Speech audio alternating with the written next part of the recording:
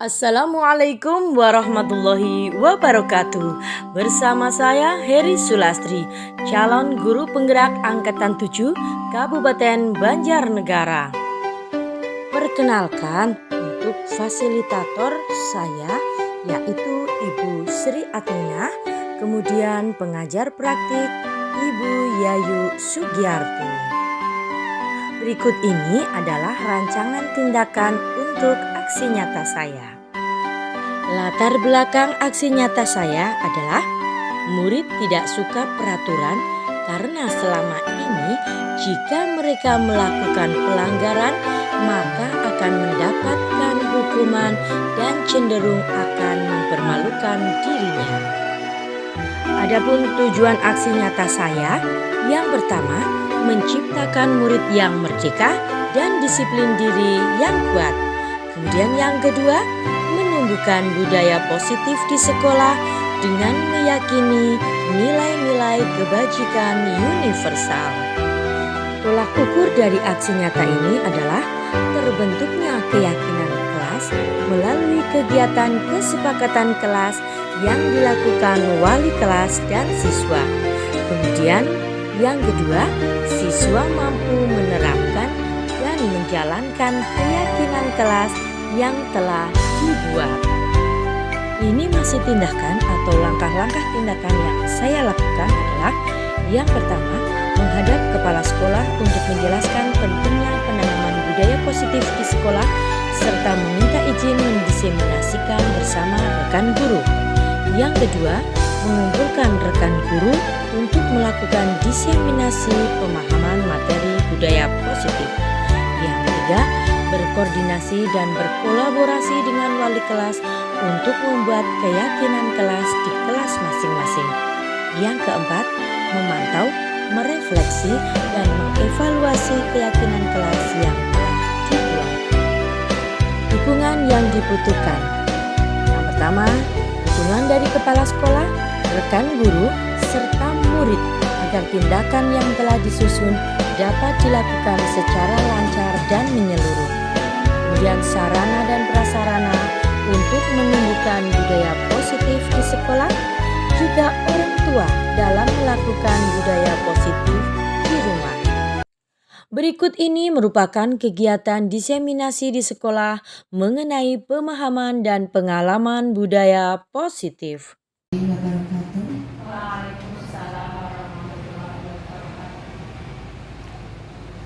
Yang utama dan terutama, marilah kita panjatkan rasa syukur kita kepada Allah Subhanahu wa Ta'ala yang telah memberikan kita kenikmatan berupa kesempatan, kesehatan, kemampuan untuk berkumpul di sini dan juga kebahagiaan bisa menikmati suasana bersama. Bapak Ibu, tak lupa marilah kita selalu ucapkan rasa syukur kita setiap hari supaya kita ketika kita melaksanakan aktivitas bisa dengan penuh ikhlas dan ketulusan. Tunggu Pak. Dan saya sampaikan beberapa hal terkait undangan yang diberikan yang saya edarkan kemarin. Yang pertama adalah ucapan terima kasih kepada Bapak Ibu semua yang sudah berkenan bersedia menyempatkan waktu untuk menghadiri acara pada siang hari ini. Yang berikutnya ucapan terima kasih yang kedua saya sampaikan pada Bu Heri yang pada kesempatan kali ini telah memfasilitasi. Selain untuk kepentingan Bu Heri, ini tentunya juga untuk kepentingan teman-teman semua, karena apa yang nanti akan disampaikan Bu Heri tentunya akan memiliki dampak yang baik untuk pengembangan diri teman-teman semua. Kemudian berikutnya, sebetulnya apakah yang akan kita lakukan hari ini? Hari ini adalah penyampaian atau diseminasi apa yang sudah Bu Heri lakukan berupa budaya positif yang sudah Bu Heri lakukan setiap hari pada anak-anak. Jadi apa yang baik yang Bu Heri lakukan hari ini akan ditularkan, akan diimbaskan, akan didiseminasikan pada teman-teman suku. Tentunya dengan banyak harapan, tidak sekedar cukup mendengarkan, tapi juga nantinya akan berdampak buat teman-teman semua. Dan yang terakhir, harapan saya tentunya setelah mendengarkan apa yang akan disampaikan, yang telah dilakukan Bu Heri dan nanti akan disampaikan pada teman-teman semua. Yang pertama, setelah didengarkan, tentunya teman-teman akan juga ikut memahaminya. Jadi tidak hanya sekedar mendengar ngantuk nanti, tapi juga memahaminya, kemudian sebisa mungkin ikut melaksanakan dengan cara apa biasa kita sebut dengan ATM. Amati yang teman-teman lakukan, kemudian tirulah. Yang terakhir, modifikasi. Jadi nanti apa yang akan Bu Heri sampaikan, harapannya Bu Heri, diseminasinya itu akan berdampak buat teman-teman. Teman-teman akan ikut mengamati, kemudian ikut menirunya. Nah, ke tingkat yang lebih tinggi lagi, memodifikasi apa yang sudah Bu Heri lakukan. Jadi ini adalah inspirasi buat teman-teman supaya juga ikut tertular, tidak harus menyerah. Assalamualaikum warahmatullahi wabarakatuh. Yang terhormat Ibu Yani Setianingsih selaku Kepala Sekolah SD Negeri 1 Parakan Cangga, yang saya hormati Bapak dan Ibu Guru serta tenaga kependidikan di SD Negeri 1 Parakan Cangga. Pertama dan utama, marilah kita senantiasa memanjatkan puji syukur kehadirat Allah Subhanahu wa Ta'ala, karena atas nikmatnya, atas rahmatnya, alhamdulillah pada siang hari ini kita masih diberi kesempatan untuk bernafas, kesempatan untuk belajar, dan kesempatan untuk bersilaturahmi. Sholawat serta salam mari selalu kita haturkan kepada junjungan kita Nabi Agung Muhammad Sallallahu Alaihi Wasallam. Bapak Ibu yang saya hormati, pada kesempatan hari ini izinkanlah saya untuk menyampaikan diseminasi budaya positif. Sebelumnya saya mohon maaf, di sini bukan bermaksud saya menggurui panjenengan semuanya, karena di sini Nun Sewu ada Bu Yani yang pakarnya pendidikan, yang ilmunya sudah luar biasa. Kemudian ada sesepuh kita Ibu Puji yang insya Allah juga orang nguyai sekarang Ibu untuk segala hal tentang pendidikan. Kemudian ada Bapak dan Ibu guru yang hebat-hebat, yang insya Allah punya kreativitas, punya daya inovatif yang luar biasa.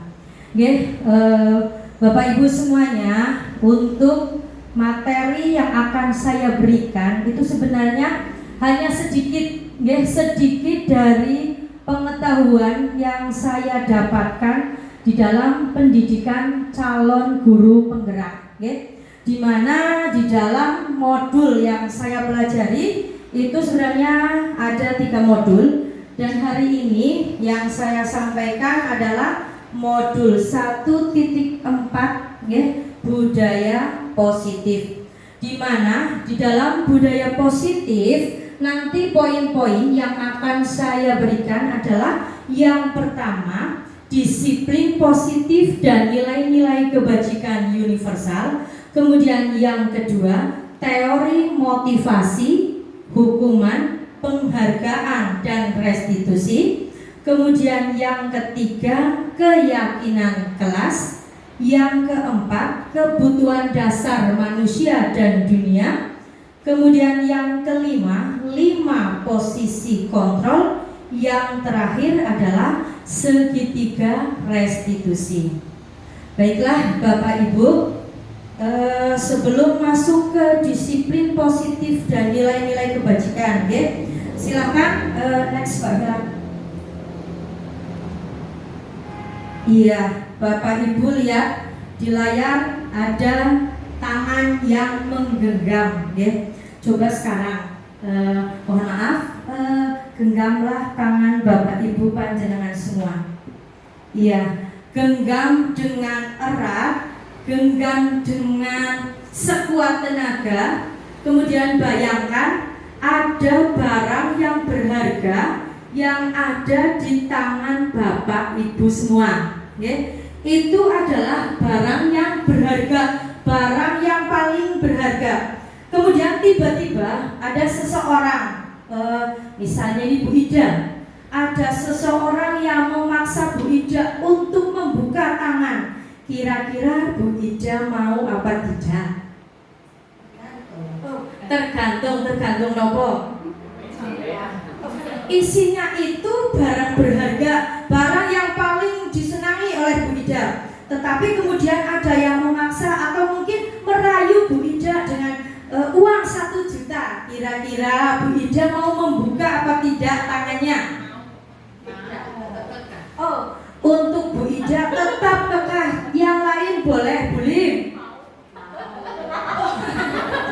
Bulim mau membuka tangan. Sekarang Bu Dewi mau dibuka apa ditutup tangannya?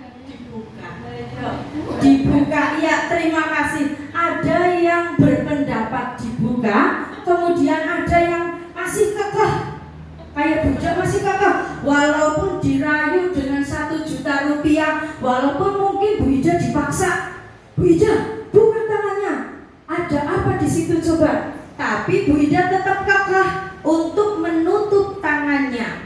Dan Bulim sama Bu Dewi membuka. Kira-kira, ya, membuka bukan berarti diberikan, boleh. Kira-kira Bu Ida, mengapa Bu Ida tidak mau membuka tangannya?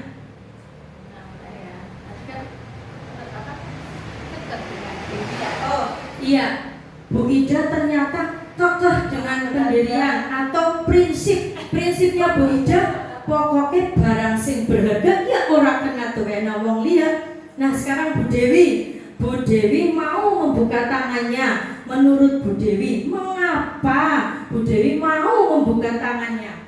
Itu kan barang berharga kan, misalnya bukan yang ada di tubuh kita. Itu bisa dibuka karena untuk diperlihatkan saja, bukan dikasih. Jadi orang lain bisa tahu, oh jane sing nang tangan Bu Dewi cincin misalnya, kan diperlihatkan, enggak untuk dikasih. Iya, ini menurut Bu Dewi. Sekarang saya mau tanya lagi, sebenarnya siapa sih yang mendorong kita membuka atau menutup tangan kita? Bulim? Oh, hati katanya Bulim, hati. Kira-kira untuk yang lain, ketika Bu Dewi membuka, Bu Ida tetap menutup. Menurut Bu Puji, siapa yang menuntun tangan kita membuka dan menutup? Diri saya sendiri. Diri saya sendiri. Ternyata Bapak dan Ibu, ketika kita mau membuka tangan kita atau tetap menutup tangan kita, itu adalah dari diri kita sendiri. Artinya apa Bapak Ibu? Ternyata kontrol diri itu dari diri kita sendiri. Ketika kita mau berubah, kita mau merubah mindset kita, mau merubah paradigma, ternyata berawal dari diri sendiri, atau kontrol kita itu berasal dari diri sendiri. Next Mbak Vela. Iya, sebenarnya teori kontrol, ya. Kadang banyak orang berpikiran tentang teori kontrol. Nah, dari Dr. William Glasser itu meluruskan beberapa miskonsepsi tentang makna teori kontrol atau makna kontrol. Yang pertama, ilusi guru mengontrol siswa. Oke, koreksi pada diri panjenengan sendiri. Kemudian ilusi bahwa semua penguatan positif, efektif dan bermanfaat. Yang ketiga, ilusi bahwa kritik dan membuat orang merasa bersalah dapat menguatkan karakter. Yang kelima, ilusi bahwa orang dewasa memiliki hak untuk memaksa. Nah, kita sebagai guru, ya Bapak Ibu, yang pertama ilusi mengontrol murid. Apakah selama ini kita sebagai guru selalu mengontrol murid kita? Iya. Nah, disitulah Bapak Ibu sebenarnya kontrol murid itu bukan pada guru, tapi pada murid sendirilah yang mengontrol dirinya sendiri. Kemudian bahwa semua penguatan positif, efektif dan bermanfaat. Panjenengan mungkin sering memberikan penguatan, baik itu positif maupun negatif. Ketika positif, anak otomatis akan memiliki kontrol karena memiliki, wah ini positif. Tetapi sebenarnya kontrol positif itu hanya berlaku sementara atau jangka pendek. Untuk kedepannya kita tidak bisa mengontrol, ya, mengontrol apa yang terjadi pada murid kita, karena sebenarnya yang bisa mengontrol itu dirinya sendiri. Kemudian bahwa kritik dan membuat orang merasa bersalah dapat menguatkan karakter. Apakah benar kita misalnya dikritik, ya, dikritik oleh seseorang, kemudian kita merasa bersalah? Apakah kemudian karakter yang baik atau karakter yang positif itu akan muncul dari diri kita? Itulah beberapa miskonsepsi, ya, tentang teori kontrol. Kemudian ilusi bahwa orang dewasa memiliki hak untuk memaksa. Seperti kita sebagai guru kadang memaksa muridnya untuk melakukan X, Y, Z, ya. Padahal sebenarnya kita tidak boleh memaksa, tapi kita bertugas hanya menuntun, hanya membimbing, bukan memaksa. Ya, next adalah. Nah, kemudian bagaimana seseorang bisa merubah paradigma stimulus respon kepada pendekatan teori kontrol? Di sini ada Stephen R. Covey dalam Principle Centered Shift Leadership tahun 91 yang mengatakan, silakan Bu Ida dibacakan. Bila kita ingin membuat kemajuan perlahan sedikit-sedikit, ubahlah sikap atau perilaku Anda. Namun bila kita ingin memperbaiki cara-cara utama kita, maka kita perlu mengubah kerangka acuan kita. Ubahlah bagaimana Anda melihat dunia, bagaimana Anda berpikir tentang manusia. Ubahlah paradigma Anda, skema pemahaman dan penjelasan aspek-aspek tertentu tentang realitas. Iya, artinya apa? Kita sebagai guru, ya, kita bisa atau berusaha atau belajar untuk membuat kemajuan. Memang kemampuan seseorang itu berbeda-beda. Berubahlah sedikit demi sedikit, perlahan demi perlahan, yang mana perubahan itu tentunya akan merubah sikap dan perilaku kita. Kemudian kita juga berpikir bahwa ketika kita sudah merubah sikap atau perilaku kita, lama-lama kita akan melihat dunia, bagaimana kita berpikir tentang manusia yang lain. Kemudian akhirnya kita bisa merubah paradigma kita, merubah pemahaman kita, merubah mindset kita. Ya, untuk selanjutnya Mbak Vela. Nah, ini dia seorang tokoh pendidikan Ki Hajar Dewantara yang mengatakan bahwa di mana ada kemerdekaan, disitulah ada disiplin yang kuat. Ya, jadi ketika kita sudah merasakan kebebasan, kita nantinya akan merasakan atau kita akan membuat diri kita menjadi lebih disiplin. Kira-kira kita sekarang sudah merdeka apa belum, ya, Bulim? Oh ya, sudah. Artinya ketika kita sudah merdeka, otomatis kita harus bisa memiliki disiplin yang kuat. Disiplin yang bagaimana? Disiplin kita sebagai guru, ya, karena kita sebagai guru. Yang pertama disiplin waktu. Bagaimana kita akan bisa mengajari murid-murid kita kalau kita sendiri tidak melaksanakan disiplin. Tetapi ada juga kita tidak cakap melakukan self disiplin. Wajiblah penguasa lain mendisiplinkan diri kita. Artinya apa? Di dalam sebuah sekolah itu ada kepala sekolah. Nah, kepala sekolah itulah yang bisa mendisiplinkan kita. Misal awalnya kita berangkat pagi hanya karena wedi anak buyani biasanya tindak kasih. Nah, itu salah satu mengapa kita berubah, mengapa kita harus merubah diri kita. Awal mungkin kita takut sama Bu Yani, tapi lama-kelamaan insya Allah disiplin itu sudah terbiasa atau sudah melekat pada diri kita. Jadi bukan karena Bu Yani lagi, tetapi karena diri kita sendiri. Adapun definisi merdeka menurut Gajah Dewantoro, nuwun sewu Bu Yani, boleh saya membacanya saat.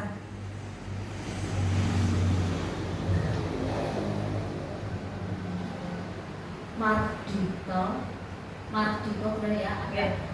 Yang satu dibaca A, yang satu O. Mardika itu jargonnya noramun lepasing pamreh ning uga kuat kuwasa amandiri priyangga. Iya, insya Allah bener lah ya. Karena Bu Yani yang asli piantun wetan ya, insya Allah mau sipun bahasa Jawa ya, lebih pasien dari kita ngapak banget. Yang artinya apa? Merdeka itu artinya tidak hanya terlepas dari perintah, akan tetapi kita juga cakap buat memerintah diri sendiri. Artinya apa? Kita merdeka, tapi merdeka untuk memerintah diri kita sendiri, untuk mengontrol diri kita sendiri. Mbak Vela, next. Nah, selanjutnya ketika kita sudah melaksanakan disiplin diri, insya Allah nantinya banyak sekali nilai-nilai kebajikan. Nilai-nilai kebajikan, apa itu nilai-nilai kebajikan? Boleh mohon sewu diwaos nilai-nilai kebajikan.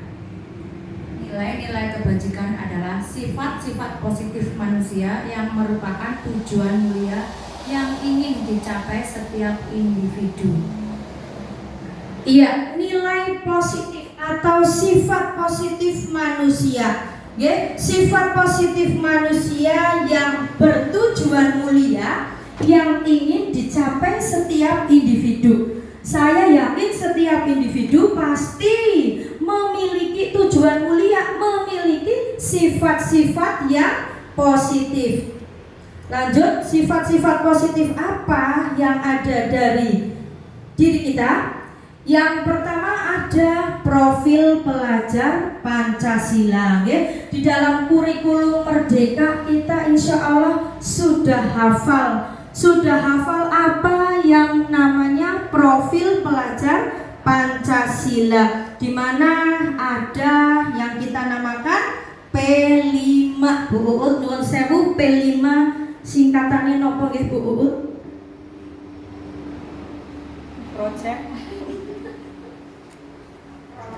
Project penguatan profil pelajar Pancasila. Gini, Bu Uut kalih Bulim karena sudah melaksanakan, saya yakin ya sudah apal kecepal, apal kecepal tentang profil pelajar Pancasila, di mana yang pertama ada beriman dan bertakwa terhadap Tuhan Yang Maha Esa.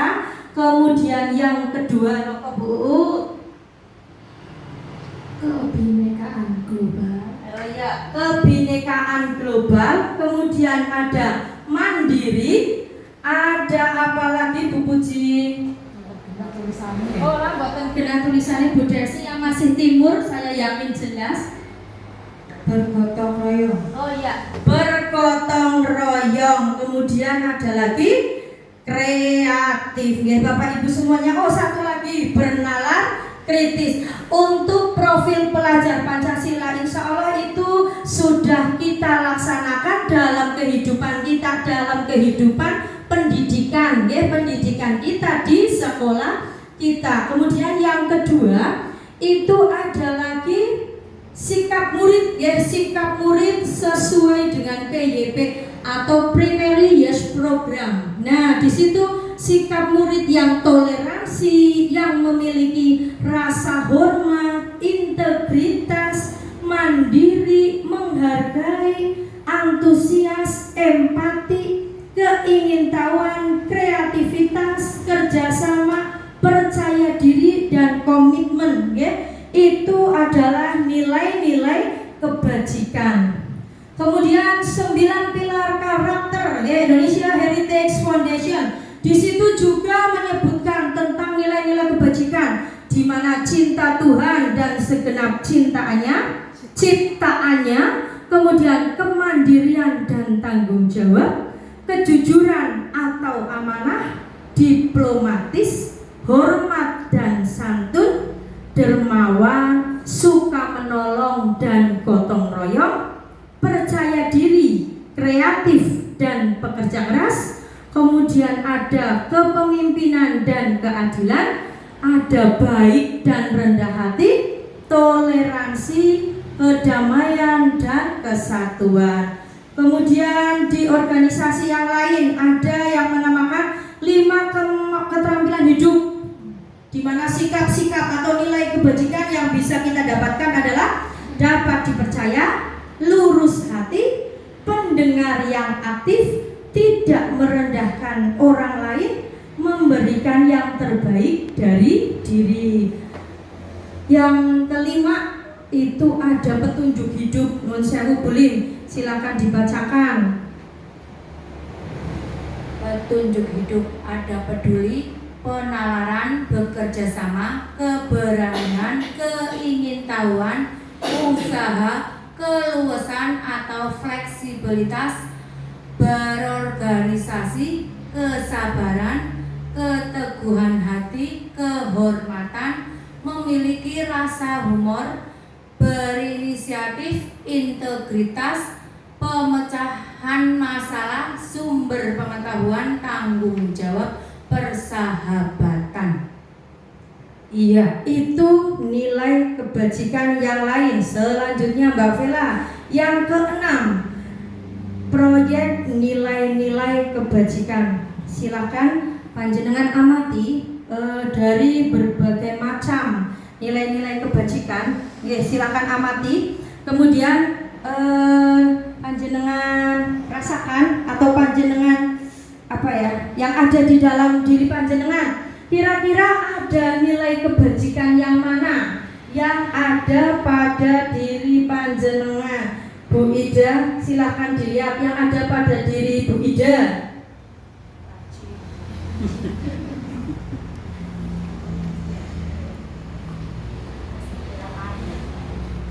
Bingung banyak banget. Ya, salah satu apa salah dua boleh. Kebersihan, Oh, kebersihan. baik hati. Asik. Iya, nilai kebajikannya Bu Ida, kebersihan dan baik hati. Bu Desi, Yang Bu Desi miliki.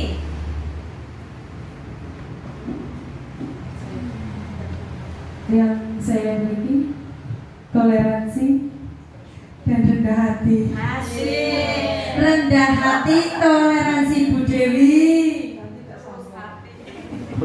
Iya. Mungkin saya integritas sama ketegasan. Iya.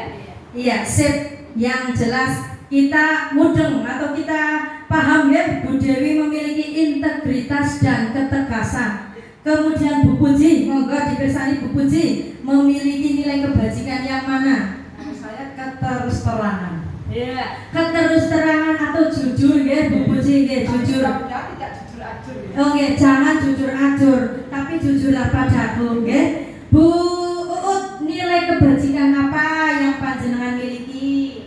Kebahagiaan dan kedamaian. Asik, kebahagiaan dan kedamaian. Pak Teguh, coba Pak Teguh, punya nilai kebajikan apa Pak Teguh? Kebersihan. Kebersihan. Sik, nggih biasa resik-resik. Pak Wahid nopo? Bersyukur. Oh, bersyukur, alhamdulillah. Artinya apa? Bapak Ibu semua, ternyata pada diri panjenengan sudah ada nilai-nilai kebajikan, ya. Nilai-nilai kebajikan itu bisa kita kembangkan, bisa kita laksanakan, bisa kita hadirkan di dalam sekolah ini. Sekarang Bu Yani satu lagi. Iya, monggo Bu Yani, nilai kebajikan apa yang ada pada Bu Yani? Bersyukur hari ini baik.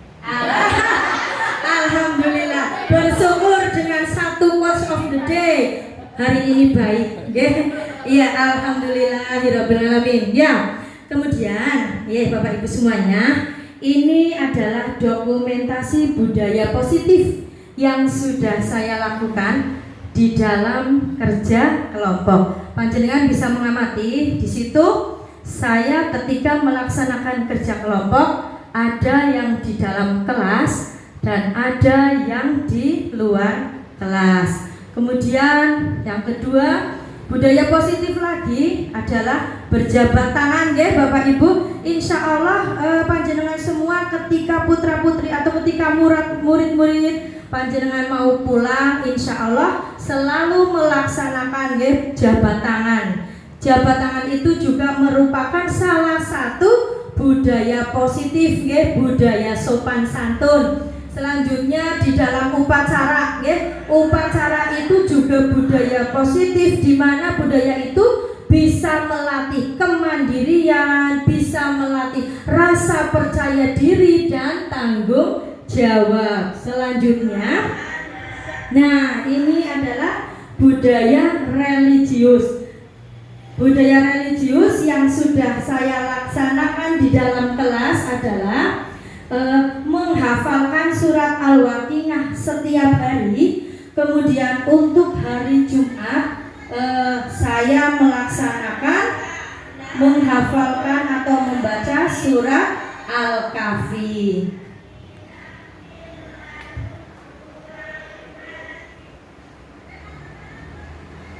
Iya, nah ini lagi ada sebenarnya hanya apa ya? Hanya permainan kereta, ya, di mana kereta itu ketika anak-anak sudah bisa menjawab soal yang saya berikan, anak-anak boleh masuk kelas. Tetapi ketika belum bisa menjawab, anak-anak secara otomatis balik atau muter ke belakang untuk bergantian dengan temannya. Di sini nanti akan ada sifat yang mungkin awal merasa malu karena tidak bisa menjawab, tapi dari situlah akhirnya anak-anak belajar, oh iya ternyata aku harus pinter, kalau tidak pinter aku nanti tidak bisa masuk kelas. Secara bergantian dari depan kemudian muter ke belakang, mungkin ada yang sampai 3 kali karena belum bisa menjawab, jadi masih berada di luar. Selanjutnya untuk yang kedua nanti ada teori motivasi, hukuman, dan penghargaan serta restitusi. Sebelum saya melanjutkan ke materi yang kedua, breaking sebentar ya. Ampun tegang ya Bapak Ibu, kita santai saja belajar dan bermain. Terus kayak anak TK belajar dan bermain. Kita akan belajar berhitung ya. Berhitungnya mulai dari Pak Wahid. 1, 2, 3, 4-nya ke Bu Ida, 5 Bu Lim, terus sampai ke Pak Teguh, kemudian ke Bu Puji. Tetapi hitungannya, ketika ada angka 3, 5, terus 7, silakan bertepuk tangan. 1, 3, 5, Oh ya, ini menurut Pak Wahid lah ya. 135 bertepuk tangan. Satunya dari saya ya Pak Wahid. 1 berarti saya tepuk, kemudian Pak Wahid. 3 berarti apa Mbak Bella? Iya, 3 tepuk tangan terus. Iya. 6 niku mboten tepuk Bu Uun. Oh, saya 6. Iya, 7 bertepuk tangan apa mboten?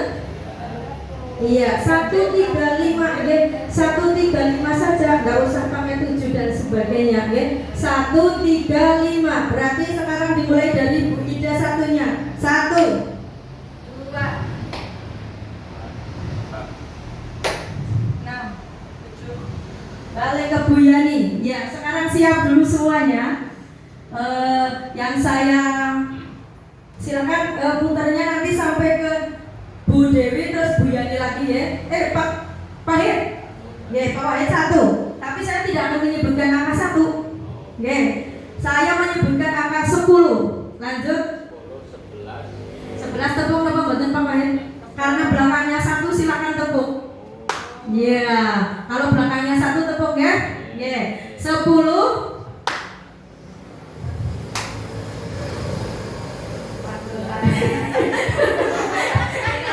ini ada yang 14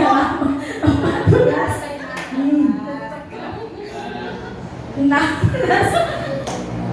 Pak Teguh 17 terus Bu 20. Iya, saya ulangi dari Bu Ida.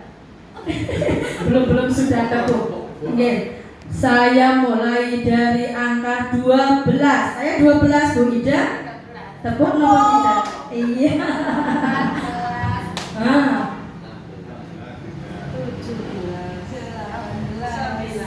Lanjut Pak Wahid. Iya, pinter. 24. Iya. 29. Iya, sudah lagi cukup. Konsentrasi mawon kesini ya.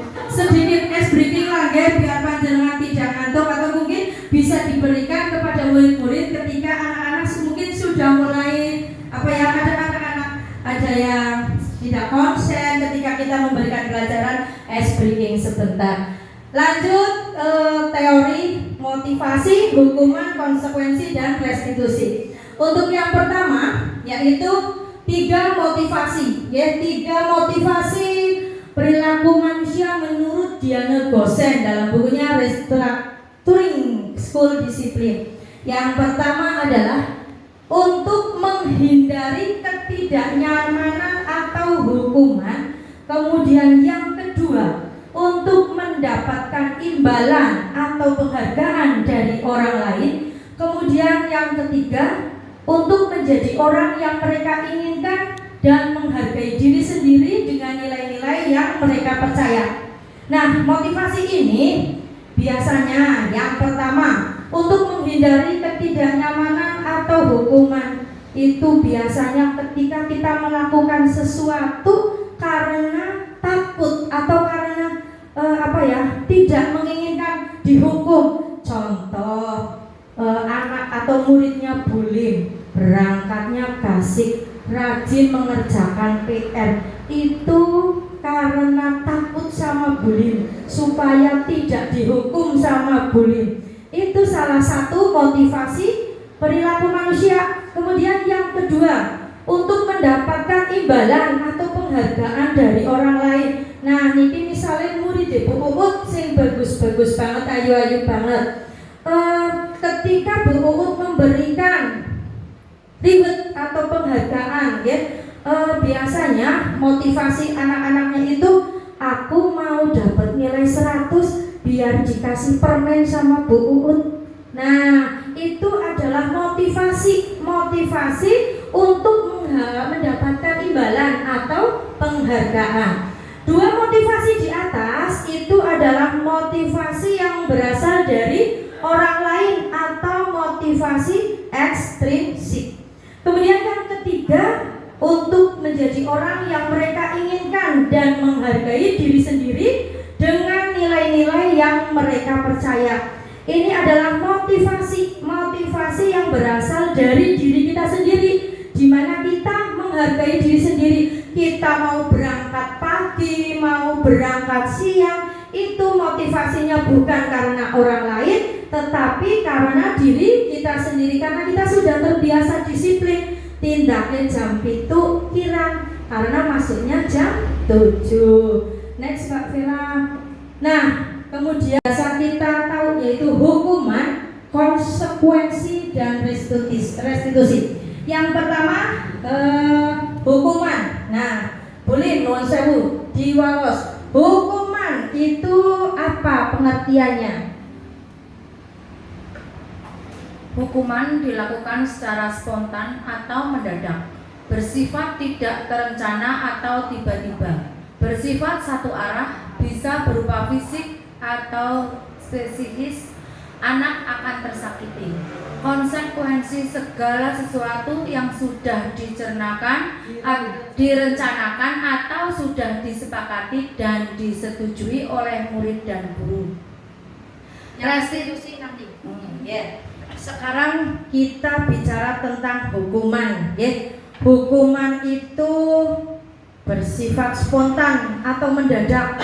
Kemudian hukuman itu bersifat satu arah. Satu arah artinya apa? Kita sebagai guru, anak yang diberi hukuman, ya, kita yang memberi. Kemudian bisa berupa fisik atau psikis. Dan ketika kita memberi hukuman, sadar atau tidak sadar, murid kita itu akan tersakiti. Beda dengan konsekuensi. Konsekuensi itu segala sesuatu yang sudah direncanakan atau sudah disepakati dan disetujui oleh murid dan guru. Jadi misalnya seperti ini. Di dalam kelas kita membuat konsekuensi. Misal membuang sampah di mana ya? Di tempat sampah. Tetapi ketika murid kita ada yang membuang sampah tidak di tempatnya karena sudah menjadi konsekuensi atau kesepakatan atau keyakinan kelas kita, anak yang membuang sampah tidak di tempatnya akan melaksanakan konsekuensinya. Apa konsekuensinya? Misal sesuai dengan kesepakatan, yang membuang sampah di tempat sampah akan membantu Pak Teguh pada saat istirahat membuang sampah-sampah yang ada di depan kelas ke dalam tempat sampah besar yang ada di luar sana. Itu yang namanya konsekuensi. Nah, untuk memperjelas pengetahuan mengenai hukuman dan konsekuensi, akan saya berikan beberapa soal, ya. Soal ini nanti panjenengan hanya menulis H atau K. H itu hukuman, K konsekuensi, ya. Misal ini nomor 1, mencatat 100 kali di dalam buku kalimat saya tidak akan terlambat lagi karena terlambat sekolah. Itu menurut panjenengan hukuman atau konsekuensi? Di sampingnya nanti silakan ditulis H atau H. Oke, jelas?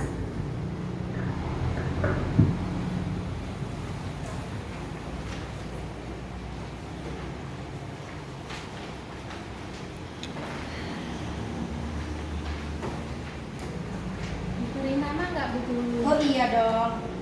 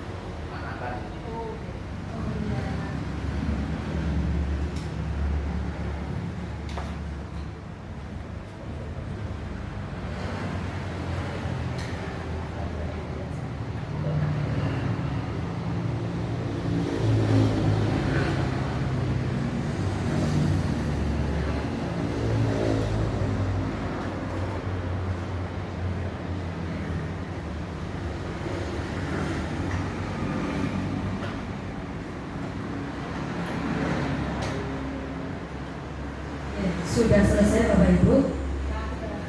Iya, kita bahas bersama-sama ya. Mencatat 100 kali di dalam buku kalimat saya tidak akan terlambat lagi, karena dia itu terlambat ke sekolah. Itu hukuman atau konsekuensi?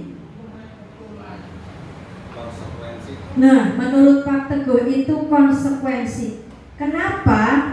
Karena ketika anak terlambat, ya, anak terlambat ke sekolah dan menulis 100 kalimat, itu sudah menjadi kesepakatan kelas, ya. Kalau ada yang terlambat, silakan menulis 100 kali. Nah, karena sudah menjadi kesepakatan kelas, itu namanya konsekuensi. Kemudian yang kedua, Bu Ida dibaca. Lari mengelilingi lapangan basket 2 kali karena terlambat hadir di sekolah. Hukuman.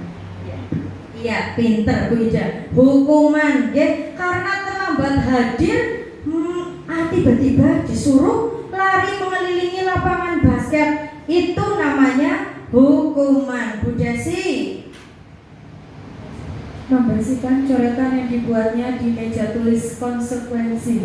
Iya, konsekuensi. Kenapa? Membersihkan coretan yang ada di meja tulis. Konsekuensinya ya disuruh membersihkan. Kemudian yang keempat, Bu Puji.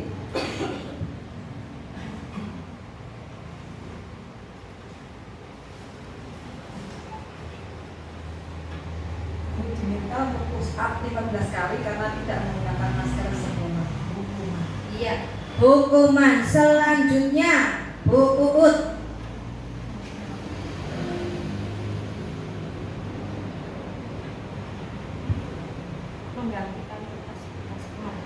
Menggantikan kertas tugas teman yang telah dicoret-coret. Konsekuensi. Konsekuensi. Kemudian Pak Teguh, berjemur. Berjemur di lapangan basket karena mengobrol dengan teman yang bisa hukuman. Iya, hukuman. Pak Wahid sudah mengerjakan belum? Oh, belum. Bu Nur Halimah. Murid diminta bertelanjang kaki sepanjang hari karena tidak menggunakan sepatu warna hitam sesuai peraturan sekolah. Konsekuensi. Iya, sekarang kita perhatikan. Murid diminta bertelanjang kaki. Bertelanjang kaki itu artinya harus lepas kaos kaki karena tidak menggunakan sepatu warna hitam. Menurut panjenengan hukuman atau konsekuensi?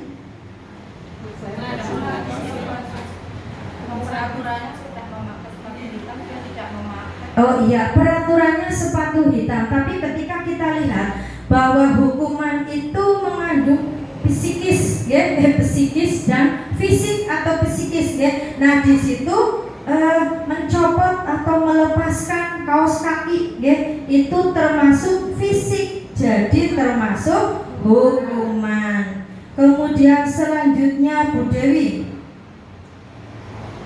Berdiri di depan kelas sambil mengangkat satu kaki karena tidak bisa menjawab pertanyaan. Hukuman. Iya, hukuman. Karena apa? Fisik, kita menghukum murid kita mengangkat satu kaki. Bu Ida ini biasanya muridnya yang suka menumpahkan air di meja tulis, termasuk nopo? Konsekuensi. Iya, konsekuensi. Kemudian Bu Yani niki nun sewu selanjutnya. Jangan sebelum jam istirahat untuk mengerjakan tugas karena telah datang. Konsekuensi. Iya, konsekuensi. Selanjutnya duduk di bangku pinggir lapangan pada jam istirahat tidak diizinkan bermain oleh guru piket karena mencederai teman saat bermain di lapangan. Konsekuensi apa hukuman? Konsekuensi. Kemudian terlambat hadir di pembelajaran daring 15 menit dan diminta untuk tinggal 15 menit sesudah kelas usai untuk membahas ketertinggalan pembelajaran. Hukuman atau konsekuensi? Konsekuensi. Lari mengelilingi lapangan basket 2 kali karena terlambat 10 menit untuk pelajaran PJOK. Iya, hukuman apa konsekuensi? Iya, perhatikan ya. Ini pelajaran PJOK. Ya, karena pelajaran PJOK di mana yang namanya PJOK mengutamakan tubuh kita untuk bergerak, ya. Jadi masuknya ke konsekuensi. Ya. Selanjutnya ini Pak Teguh, membersihkan WC sekolah karena mematahkan pensil kawannya. Hukuman apa konsekuensi Pak Teguh? Oh, hukuman. Iya. Terima kasih untuk partisipasi panjenengan untuk belajar mengenai hukuman dan konsekuensi. Oke, selanjutnya kita perhatikan dihukum oleh penghargaan. Ya, apakah penghargaan itu akan menghukum diri kita atau murid kita? Oke, perhatikan ya. Saat kita berulang kali menjanjikan hadiah kepada anak-anak agar berperilaku tanggung jawab, atau kepada seorang murid agar mempelajari sesuatu yang baru, atau kepada seorang karyawan agar melakukan pekerjaan yang berkualitas, kita sedang berasumsi mereka tidak dapat melakukannya atau mereka tidak akan memilih untuk melakukannya. Itu merupakan apa ya? Sebagai seseorang yang mendapatkan seperti itu merasa dihukum karena apa? Karena penghargaan. Jadi kita tidak melaksanakan sesuatu karena tanggung jawab, tetapi hanya karena sebuah penghargaan. Next. Nah, dampak dari penghargaan, ya, banyak sekali dampak dari penghargaan atau reward, ya. Kita sering menyebutkan dengan reward. Dampak dari penghargaan, monggo boleh diwaos. Pengaruh jangka pendek dan jangka panjang. Penghargaan tidak efektif. Penghargaan merusak hubungan. Penghargaan mengurangi ketepatan. Penghargaan menurunkan kualitas. Penghargaan mematikan kreativitas. Penghargaan menghukum motivasi dari dalam diri. Iya, itu dampak dari penghargaan, ya Bapak Ibu. Apa yang kita biasa lakukan, ya? Mungkin kita sering memberikan siswa kita hadiah atau reward karena murid-murid kita mendapatkan ranking 1, 2, dan 3. Itu positif apa negatif? Nah, dampak dari penghargaan yang kita berikan ternyata, ya, penghargaan merusak hubungan. Salah satu contohnya yang biasa ranking 1, 2, 3 senang dapat ranking, dapat penghargaan, tetapi tidakkah panjenengan merasakan yang tidak mendapatkan ranking? Mereka akan merasa tersakiti. Lah, paling-paling ya biasa kae sing ranking 1, 2, 3 ya bocah-bocah kae. Nah, itulah dampaknya, dampak dari sebuah penghargaan, di mana penghargaan itu bisa merusak hubungan. Kemudian penghargaan juga mematikan kreativitas. Misalkan seseorang atau murid kita yang biasa membuat kreativitas yang menarik, kita sudah tahu hanya anak itu saja yang diberikan penghargaan, itu juga akan mematikan kreativitas murid-murid yang lain. Jadi murid yang lain itu malas apa? Malas untuk berkreativitas, malas untuk membuat sesuatu yang lebih indah, sesuatu yang lebih kreatif, karena mereka sudah paling kait sing oleh penghargaan, sing oleh hadiah. Itu guys, Bapak Ibu, salah dua atau bahkan banyak sekali dampak dari penghargaan. Selanjutnya restitusi. Restitusi mungkin ini istilah yang baru panjenengan dapatkan ya, atau baru panjenengan tahu Bu Ida. Restitusi, silakan bacakan pengertian dari restitusi. Restitusi adalah proses kolaboratif yang mengajarkan murid untuk mencari solusi untuk masalah dan membantu murid berpikir tentang orang seperti apa yang mereka inginkan dan bagaimana mereka harus memperlakukan orang lain. Iya, pengertian restitusi yang pertama apa Bu Dewi? Restitusi adalah proses menciptakan kondisi bagi murid untuk memperbaiki kesalahan mereka sehingga mereka bisa kembali pada kelompok mereka dengan karakter yang lebih kuat.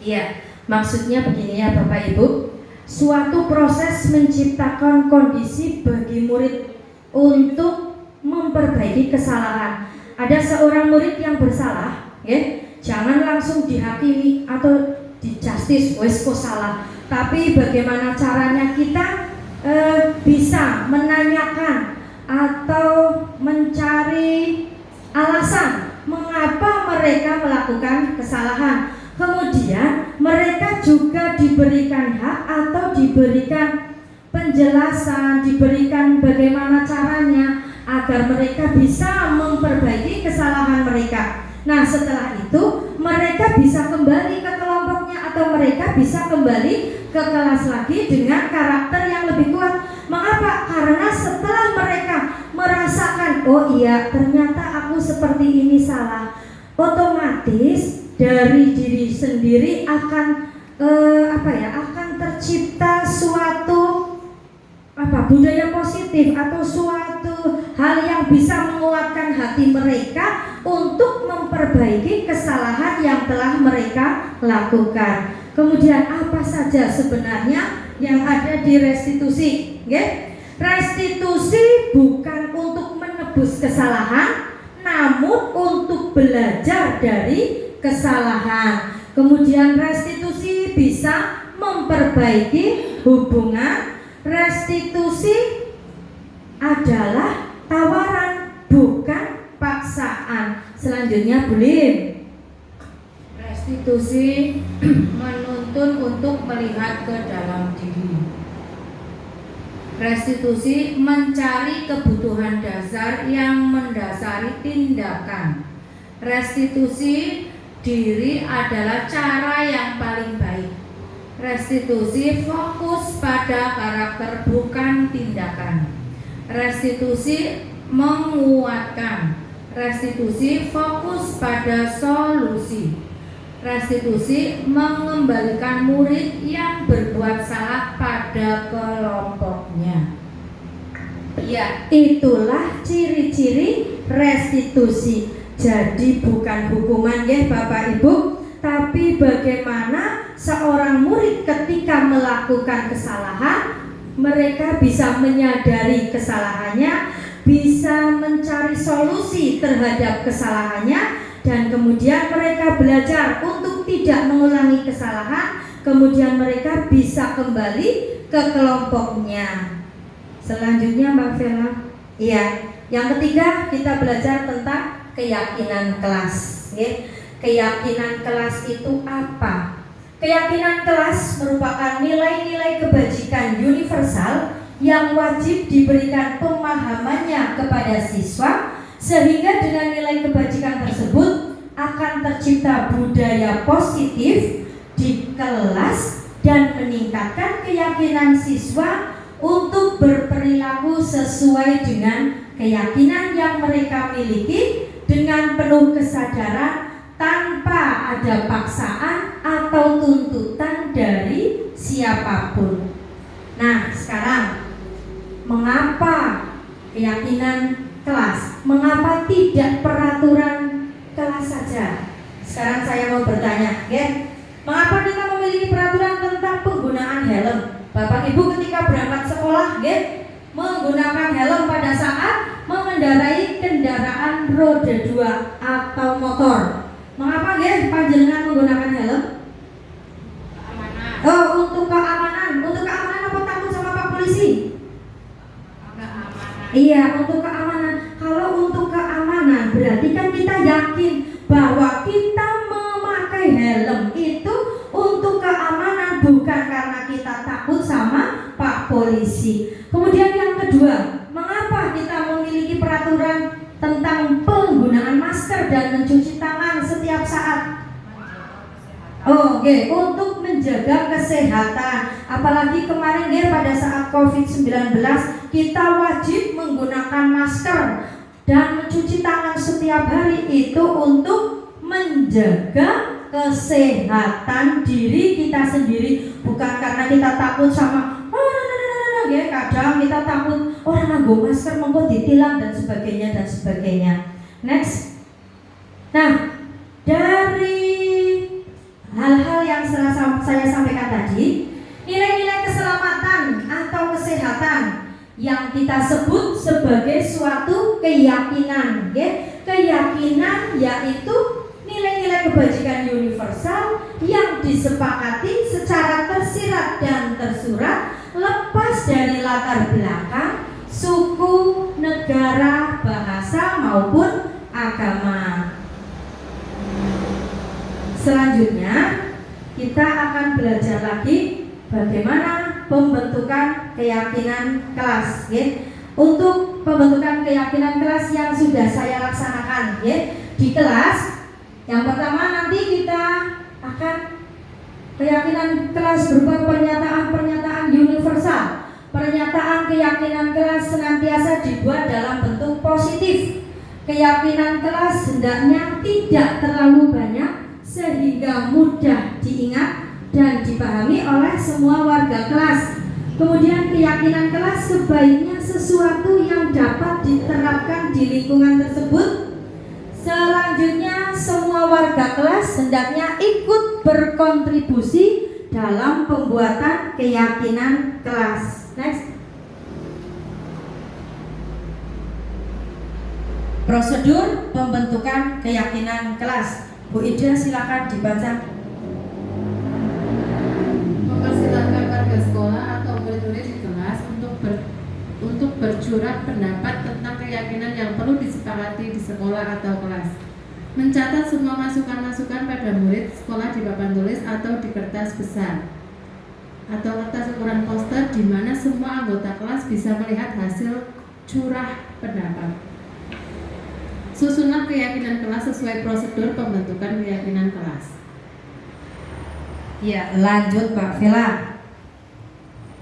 Nah, dari pembentukan keyakinan kelas nanti akan terbentuk konsekuensi. Konsekuensi dari tindakan siswa yang tidak sesuai dengan keyakinan kelas tidak boleh menyakiti, melainkan harus sesuai dengan apa yang dilakukan siswa dan yang telah disepakati. Misal, ini contoh, jika siswa tidak mengerjakan PR, maka konsekuensinya adalah siswa diminta untuk mengerjakan PR di halaman dan tetap di halaman sampai istirahat. Mengapa? Karena itu sudah menjadi kesepakatan kelas, ya. Awal terbentuknya keyakinan kelas itu sesuai dengan kesepakatan kelas. Kemudian jika ada siswa yang terlambat masuk kelas, maka wajib untuk menuliskan pernyataan sebanyak 30 kali.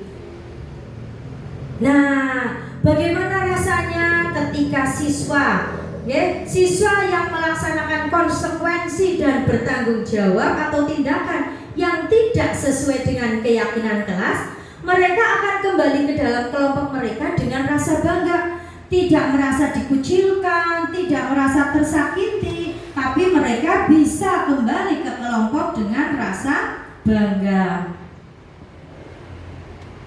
Nah, ini adalah contoh, ya, contoh pembuatan keyakinan kelas, tapi berawal dari curah pendapat siswa yang sudah saya lakukan. Siswa diminta untuk mencurahkan pendapat mereka tentang keyakinan kelas yang mereka inginkan. Nah, siswa diberi kertas, kemudian dipersilakan untuk menulis keyakinan kelas. Semua siswa mempunyai hak untuk mengeluarkan pendapat. Nah, ketika membuat keyakinan kelas ini, siswa diarahkan dengan menggunakan kalimat positif.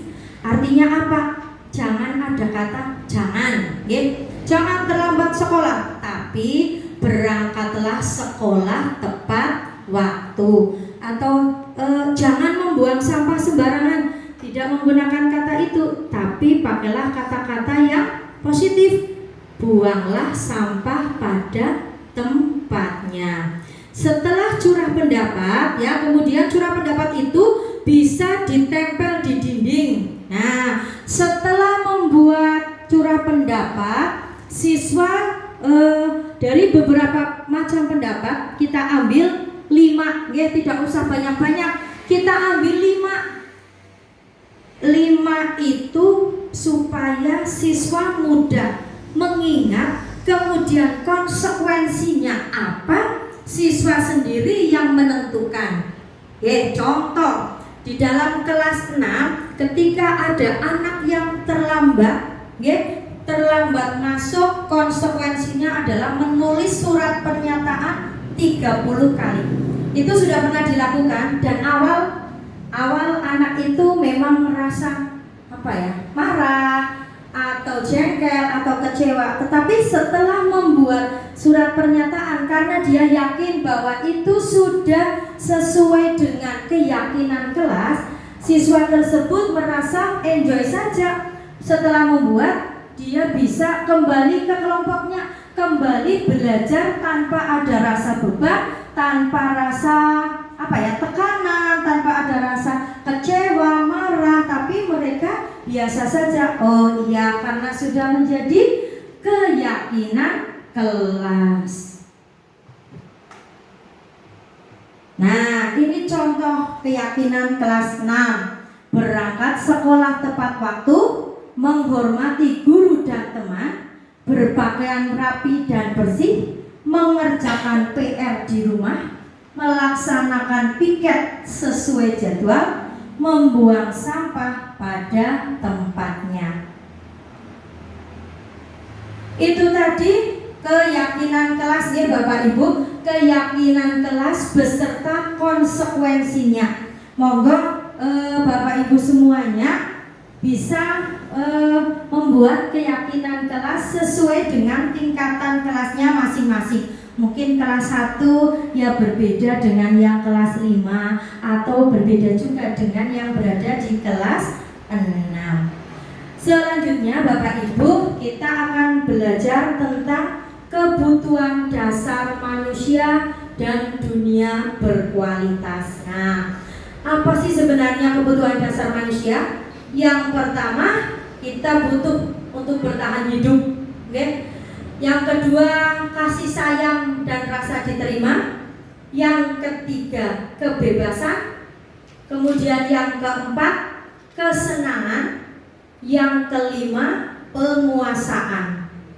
Nah, ini ada kasus Ibu Ambar. Monggo boleh diwaos. Ibu Ambar, guru wali kelas 2A di SD Pelita Hati, sedang bingung menghadapi ulah salah satu murid di kelasnya, Doni. Beberapa anak di kelas 2A telah datang padanya dan mengeluhkan Doni yang seringkali meminta bekal makan siang mereka dengan paksa. Jika Anda menghadapi situasi seperti Ibu Ambar, apa yang akan Anda lakukan? Menurut Anda, kira-kira apa alasan Doni melakukan hal itu? Kira-kira nopo nggih bullying yang akan dilakukan, ya? Bingung menghadapi salah satu siswanya datang mengeluhkan Doni yang seringkali Doni meminta bekal makan siang pada temannya. Kemudian bullying sebagai guru, apa yang Doni lakukan? Diberi bekal. Oke, Pak Teguh eman banget sih, diberi bekal. Nah, menurut bullying, alasan apa Doni melakukan seperti itu? Tadi yang 5 kebutuhan dasar itu. Oh, ibunya sibuk. Berarti karena ibunya sibuk tidak bisa memberikan bekal, tidak bisa membawakan bekal bagi Doni. Nah, dalam hal ini Doni sebenarnya dia butuh yang namanya kebutuhan dasar. Yang pertama tadi ngomong Mbak Vela sebelumnya, iya, bertahan hidup, bertahan hidup ya dengan makan. Kalau kita tidak makan ya nggak bisa hidup, Next Mbak Vela. Nah, bertahan hidup. Kebutuhan bertahan hidup adalah kebutuhan yang bersifat fisiologis untuk bertahan hidup. Misalnya kesehatan, rumah, dan makanan. Kebutuhan biologis sebagai bagian dari proses reproduksi, termasuk kebutuhan untuk tetap bertahan hidup. Intinya kita jelas lagi, kalau kita tidak bertahan hidup, kita yang tidak bisa melihat dunia lagi. Insya Allah setiap manusia pasti memiliki kebutuhan yang namanya bertahan hidup. Selanjutnya Mbak Vela. Ya, kasih sayang dan rasa diterima. Bu Ida silakan dibaca. Kebutuhan untuk disayangi dan diterima meliputi kebutuhan akan hubungan dan koneksi sosial, kebutuhan untuk memberi dan menerima kasih sayang, dan kebutuhan untuk merasa menjadi bagian dari suatu kelompok. Kebutuhan ini juga meliputi keinginan untuk tetap terhubung dengan orang lain seperti teman, keluarga, pasangan hidup, teman kerja, binatang peliharaan, dan kelompok di mana kita bergabung. Ya, jelas lagi, jelas kita butuh rasa kasih sayang, butuh rasa untuk itu dua dari kebutuhan hidup. Yang ketiga Mbak Vela, kebebasan. Silakan Bu Dewi dibacakan. Kebebasan atau kebutuhan akan pilihan. Kebutuhan untuk bebas adalah kebutuhan akan kemandirian, otonomi, memiliki pilihan dan mampu mengendalikan arah hidup seseorang. Anak-anak dengan kebutuhan kebebasan yang tinggi menginginkan pilihan. Mereka perlu banyak bergerak, suka mencoba-coba dan tidak terlalu terpengaruh orang lain, dan senang mencoba hal baru dan menarik. Iya, kita juga butuh yang namanya kebebasan. Next Mbak Vela. Kesenangan. Nah, kita butuh kesenangan, kebutuhan untuk merasa senang. Bu. Kebutuhan akan kesenangan adalah kebutuhan untuk mencari kesenangan, bermain, dan tertawa. Bayangkan hidup tanpa kenikmatan apapun, betapa menyedihkan. Lesser menghubungkan kebutuhan akan kesenangan dengan belajar. Semua hewan dengan tingkat intelijensi tinggi, anjing, lumba-lumba, primata, dan lain-lain bermain. Saat mereka bermain, mereka mempelajari keterampilan hidup yang penting. Iya, kita juga butuh juga butuh kesenangan, butuh bermain, dan butuh tertawa. Selanjutnya penguasaan, Mbak Desi. Penguasaan adalah kebutuhan ini berhubungan dengan kekuatan untuk mencapai sesuatu, menjadi kompeten, menjadi terampil, diakui atas prestasi dan keterampilan kita, didengarkan dan memiliki rasa harga diri. Kebutuhan ini meliputi keinginan untuk dianggap berharga, bisa membuat perbedaan, bisa membuat pencapaian, kompeten, diakui, dihormati. Ini meliputi self-esteem dan keinginan untuk meninggalkan pengaruh. Ya, dari 5 kebutuhan dasar tadi kita akan mengisi dengan cara apa? Sesuai dengan apa yang ada di panjenengan semua. Ada nilai 1, 3, dan 5. Silakan lingkari dari 40 pertanyaan ini.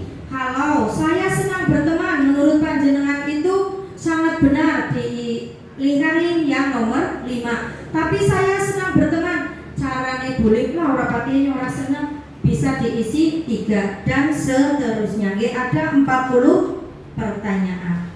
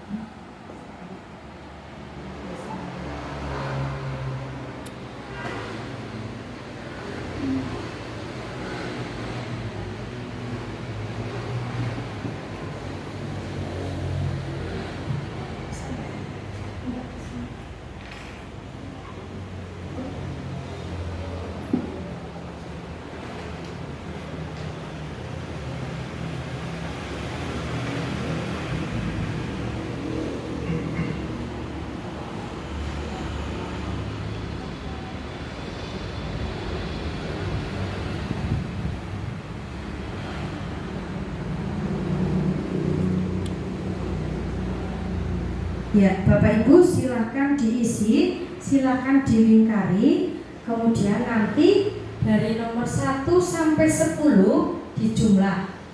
11 sampai dengan 20 dijumlah.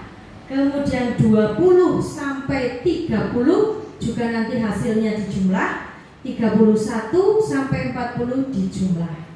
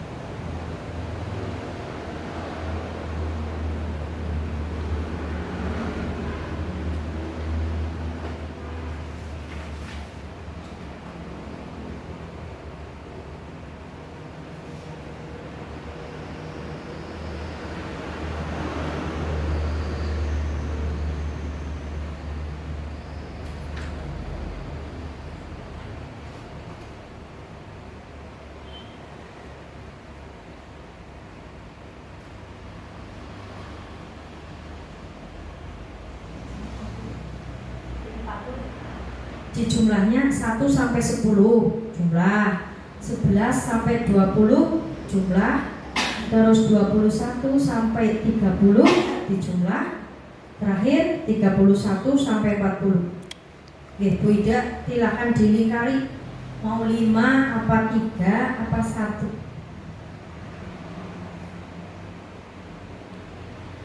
Berarti nanti ada 4 poin ya Bapak Ibu.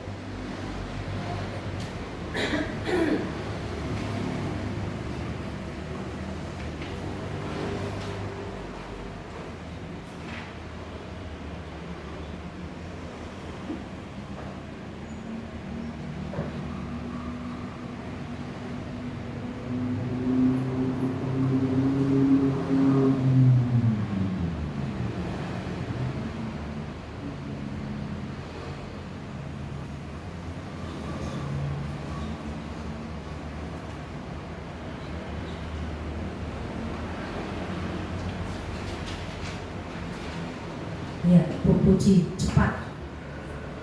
Silakan dijumlah. Nomor 1 sampai 10 jumlah Bu Puji.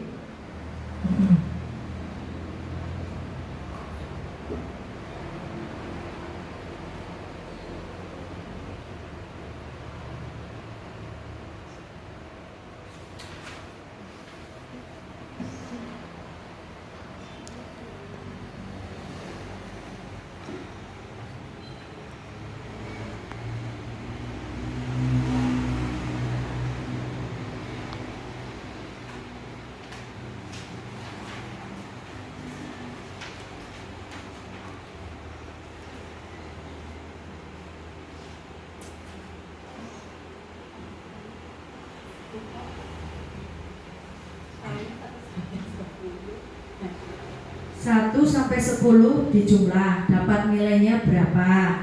11 sampai 20 dapat nilai berapa? 20 sampai 30 berapa?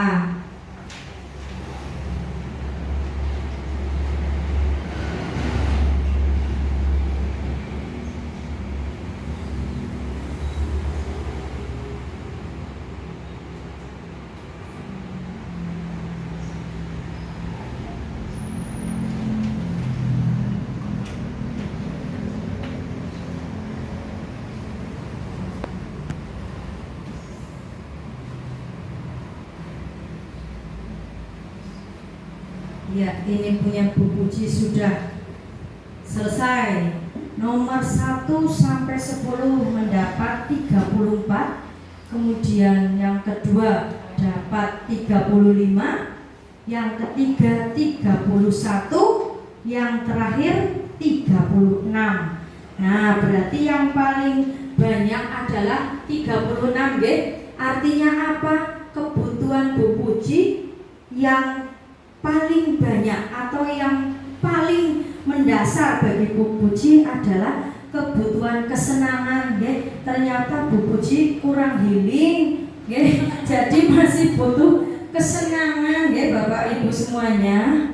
Nggih, silakan monggo dihitung dulu. Nanti yang paling banyak berarti itu yang paling dibutuhkan. Coba dibuka semuanya, dihitung masing-masing. Oh, 37 gak apa-apa. Yang paling banyak mana boleh? 1 sampai 10 berapa? 31 sampai 40. Iya, 37. Yang lain dihitung juga. Barangkali nanti 1 sampai 10 ternyata lebih banyak dari yang nomor 4. Iya, Bu Desi sedang menghitung. Bu Desi luar biasa. 1 sampai 10 itu 42. Wah, ternyata sesuai dengan realita. Ya, monggo Bu Desi dihitung dulu, tenang, jangan grogi Bu Desi. 21 sampai 30. Nggih. Bu Dewi sudah. 1 berapa Bu Dewi? 36. 33.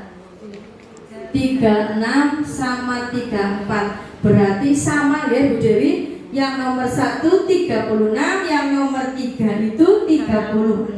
Artinya Bu Dewi butuh apa ini ya? Yang kedua ternyata Bu Dewi butuh kekuasaan. Dan yang ketiga itu kekuasaan dan kebebasan. Ya, jebule Bu Dewi kepengen bebas ya, kebutuhannya masih kurang. Ayo Bu Desi. Bu Desi berapa? Bu Lim 22. Oke, berarti tidak kurang kasih sayang. Iya, terus lanjut. Oke, Bu. Yang pertama berapa? 28, yang kedua 24, ketiga 34, keempat 20. Artinya kurang yang kebebasan. Bu Uut kurang bebas, kepengen bebas napa Bu Uut? Iya, bebas dalam berkreasi lah nggih Bu Uut. Iya. Bu Desi, aku seneng lihat punya Bu Desi. Iya. Ternyata Bu Desi yang nomor 1 itu 42, yang nomor 2 28, nomor 3 26, nomor 4 berapa Bu Desi? Oh, belum. Kayaknya yang paling banyak itu yang nomor 1, nggih. Bu Desi butuh kasih sayang. Yakin sesuai ini nggih, pas boleh pas. Bu Ida, nggih, cobi Bu Ida. Nomor 1 36, nomor 2 34, nomor 3 24, nomor 5 42. Anda kurang healing. Iya, Anda butuh kesenangan. Iya. Kira-kira cukup nggih Bapak Ibu nggih? Lanjut ke materi selanjutnya. Seneng nggih jadi panjenengan yang kurang kasih sayang kelihatan, kurang healing yang kelihatan. Iya. Oh iya, Bu Uut katanya merasa kurang merdeka. Besok menyanyikan lagu Indonesia Raya Merdeka. Bu Yani coba kurang apa Bu Yani? Bu Yani tak kayaknya gak kurang apa-apa deh. 30, 40 itu yang kedua itu kekuasaan. Padahal Bu Yani sudah punya kekuasaan, masih kurang. Kita kepengen ketingkat yang lebih tinggi lagi. Ya, Bapak Ibu, selanjutnya kita akan belajar bersama mengenai 5 posisi kontrol. Oke. Nah, ini ada Tisa dan Hani dipanggil masuk ke ruangan Ibu Dewi. Nah, Ibu Dewi itu kepala sekolah SMA Makmur. Ibu Dewi baru saja mendapatkan pengaduan dari ibunya Tisa bahwa Hana menggunakan kata-kata kasar dan merendah-rendahkan Tisa di sosial media. Ini kejadian yang sering lah ya, sering dilakukan oleh anak-anak didik. Kemudian yang kedua, Anto jarang sekali hadir di pembelajaran jarak jauh, dan pada saat hadir pun Anto seringkali menggunakan kata-kata kasar di kolom chat, mengejek teman-temannya. Hal ini sudah sangat mengganggu, dan beberapa orang tua murid yang mengikuti pembelajaran daring mengeluhkan tentang perilaku Anto di pembelajaran jarak jauh. 5 posisi kontrol yang wajib kita ketahui adalah yang pertama sebagai penghukum, yang kedua sebagai pembuat rasa bersalah, yang ketiga sebagai teman, yang keempat pemantau, yang kelima manajer. Ya, kita saksikan video untuk memperjelas 5 posisi kontrol.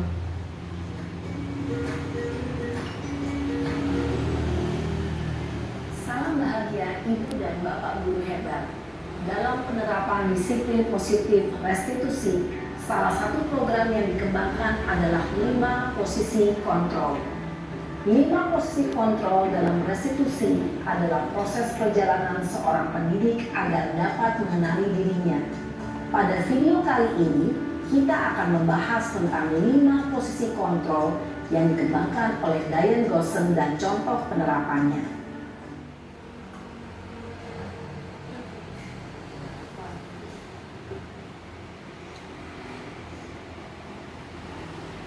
Iya, videonya diteruskan aja Mbak Vera.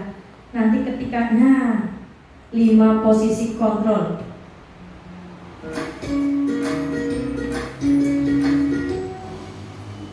Salam bahagia Ibu dan Bapak guru hebat. Dalam penerapan disiplin positif restitusi, salah satu program yang dikembangkan adalah 5 posisi kontrol. 5 posisi kontrol dalam restitusi adalah proses perjalanan seorang pendidik agar dapat mengenali dirinya. Pada video kali ini, kita akan membahas tentang 5 posisi kontrol yang dikembangkan oleh Diane Gossen dan contoh penerapannya.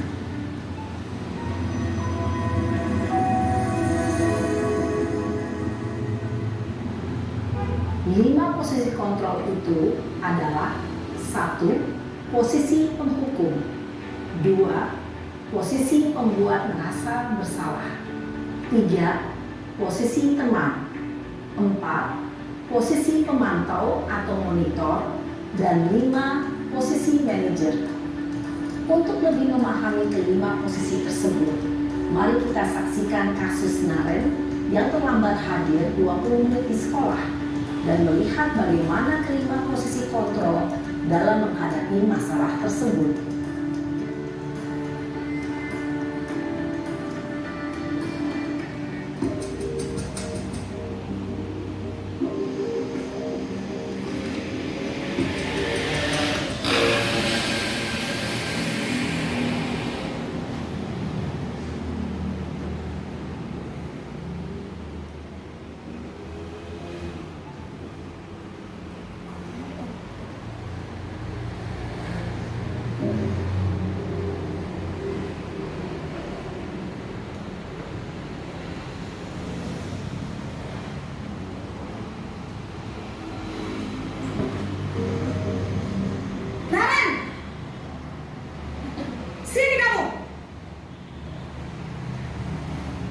Ibu.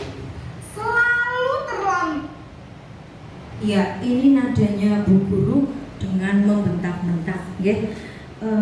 Posisi yang seperti itu adalah posisi sebagai penghukum. Kamu deh, pasti terlambat.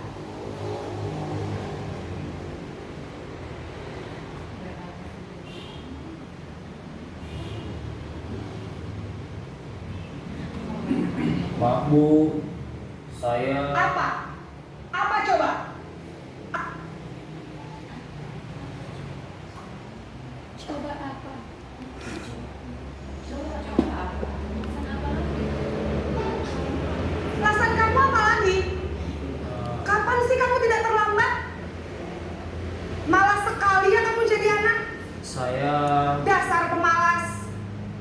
Nah,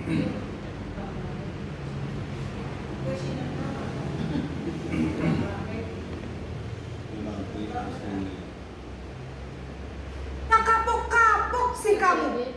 Sudah berapa kali terlambat? Sana, kamu keliling lapangan.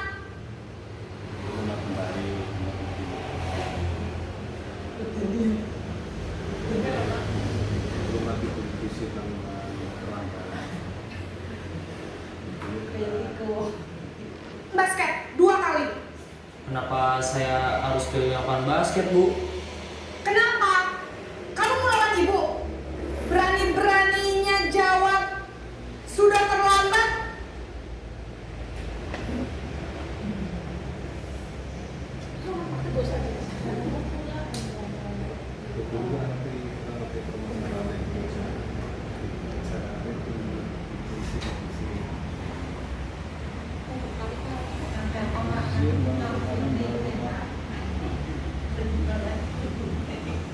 Iya, itu nanti nggih, Kak. Masih berani jawab? Videonya masih berlanjut.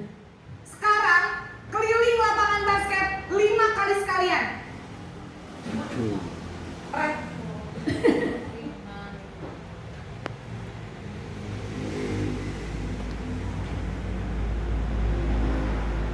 Biar kapok. Cepat.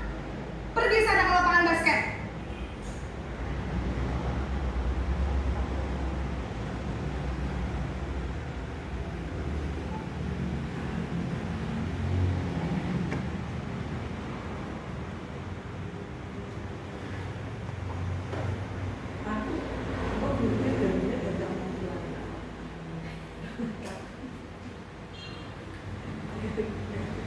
Posisi penghukum biasanya berbicara dengan nada tinggi, menghardik, menunjuk-nunjuk, menyakiti, dan menyindir.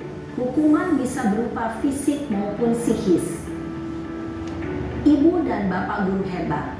Dampak yang terjadi pada murid ketika guru berada pada posisi penghukum adalah murid cenderung akan memberontak, bahkan menyimpan dendam.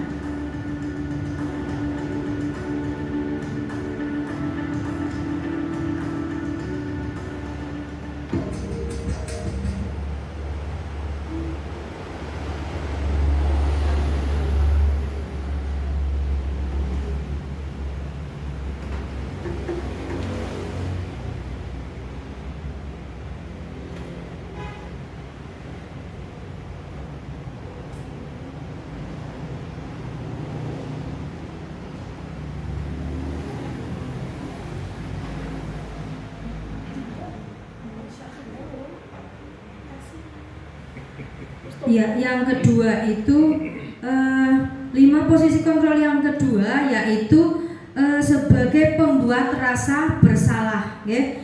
Sebagai pembuat rasa sebagai pembuat rasa bersalah.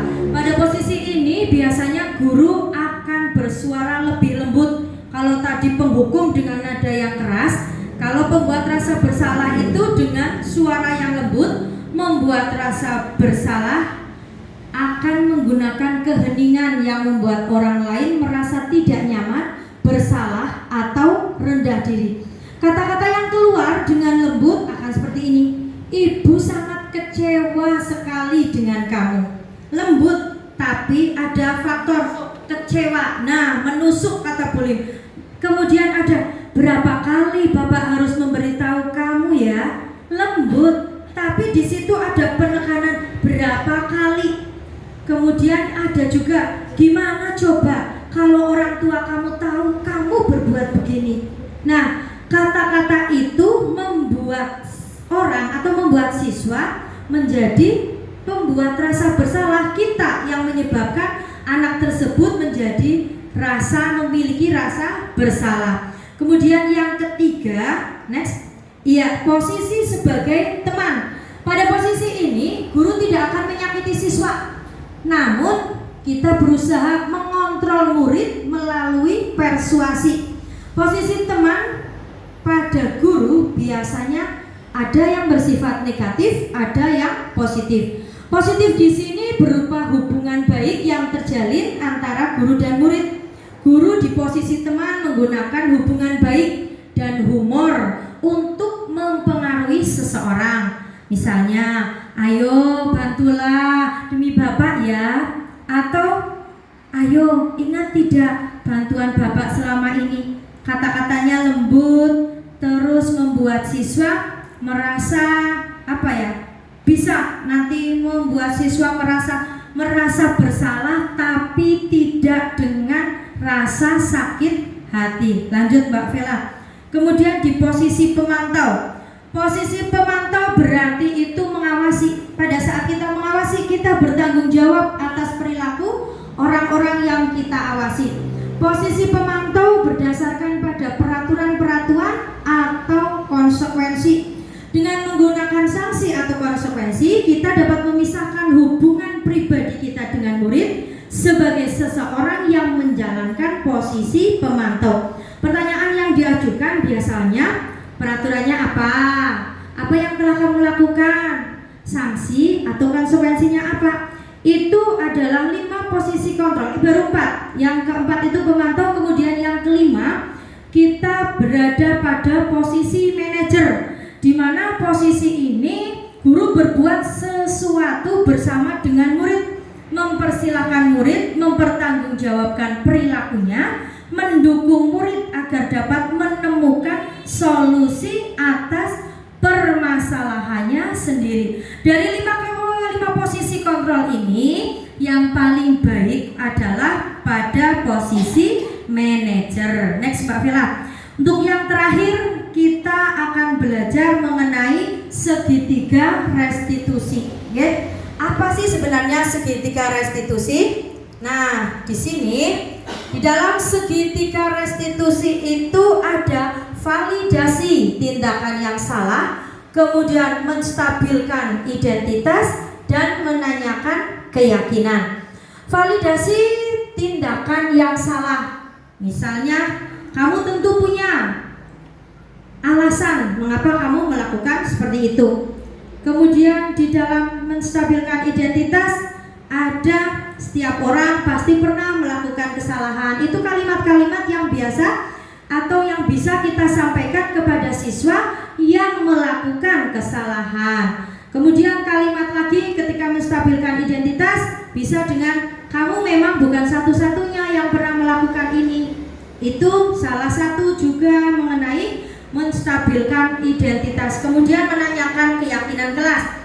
Keyakinan kelas apa yang telah kita sepakati? Kamu ingin menjadi orang yang seperti apa? Nah, itu adalah segitiga restitusi, ya, di mana langkah-langkahnya menstabilkan identitas, kemudian validasi tindakan yang salah, dan menanyakan keyakinan siswa. Lanjut. Nah, itu kalimat-kalimat yang bisa kita pertanyakan atau yang bisa kita lakukan untuk menstabilkan identitas. Kemudian untuk validasi tindakan yang salah bisa dengan menggunakan kalimat-kalimat, padahal kamu bisa loh melakukan yang lebih buruk dari ini. Kamu pasti punya alasan mengapa kamu melakukan hal itu. Itu merupakan validasi tindakan yang salah. Selanjutnya menanyakan keyakinan kelas. Apa yang kita percaya sebagai kelas atau keluarga? Apa nilai-nilai umum yang telah kita sepakati? Apa bayangan kita tentang kelas yang ideal? Kamu mau jadi orang yang seperti apa? Itu adalah kalimat-kalimat yang bisa menanyakan tentang keyakinan kelas. Ini adalah contoh segitiga restitusi yang sudah pernah saya lakukan. Situasinya adalah ketika anak-anak kelas 6 masuk kelas dan saya baru saja mengawali pembiasaan pagi dengan menghafalkan surat Al-Waqiah. Tiba-tiba ada seorang siswa, yaitu Aulia, datang terlambat. Nah, sesuai dengan kesepakatan kelas, bagi anak yang datang terlambat ada konsekuensinya. Akhirnya Aulia meminta maaf dan juga ikut minta izin untuk duduk. Pembelajaran pun dilanjutkan kembali dan saya meminta Aulia untuk menemui saya setelah selesai pembelajaran. Dan akhirnya Aulia pun menemui saya di kantor. Ya, ini sebuah video ketika Aulia datang terlambat.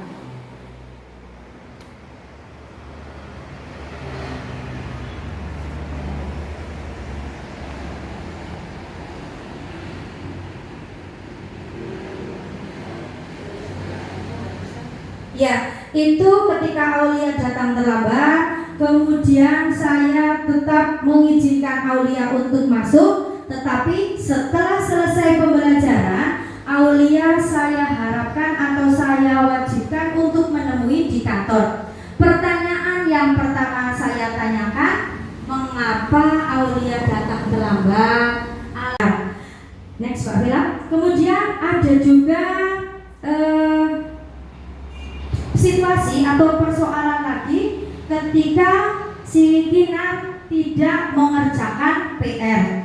Pada waktu itu saya sudah masuk ke kelas dan akan mengawali pembelajaran dengan mencocokkan PR. Tiba-tiba si Kinar mencari-cari bukunya yang ada di dalam tasnya dan tidak diketemukan.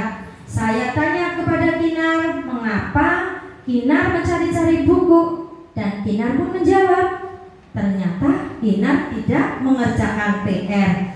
Nah, dari kejadian itu Kinar pun meminta maaf, kemudian minta izin mengikuti pelajaran, dan saya meminta Kinar untuk menemui setelah selesai pembelajaran. Nah, segitiga restitusi yang saya lakukan adalah, ya, sebenarnya ada videonya. Video ketika Kinar tidak mengerjakan PR sampai Kinar menemui saya yang waktu itu di sekolah, di ruang kepala sekolah.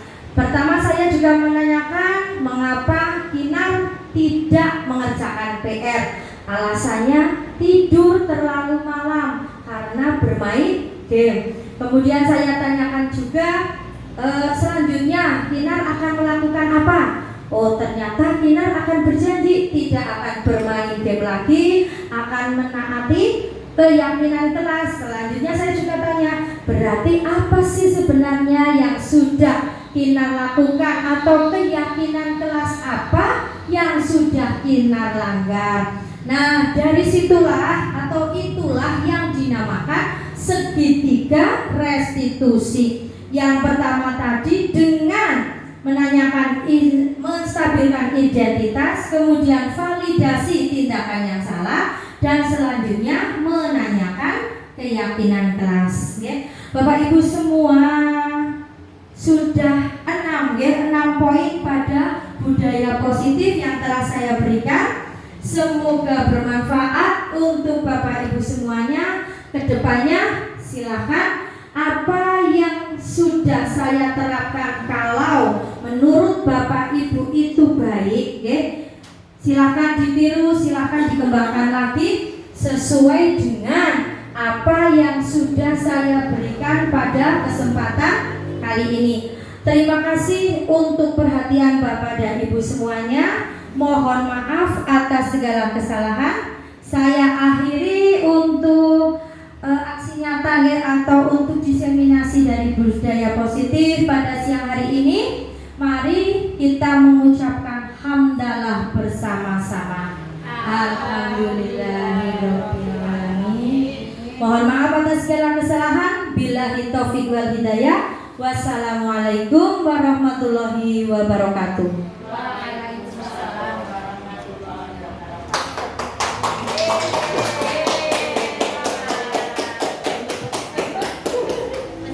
Demikian tadi aksi nyata modul 1.4 budaya positif. Semoga bermanfaat. Mohon maaf atas segala kesalahan.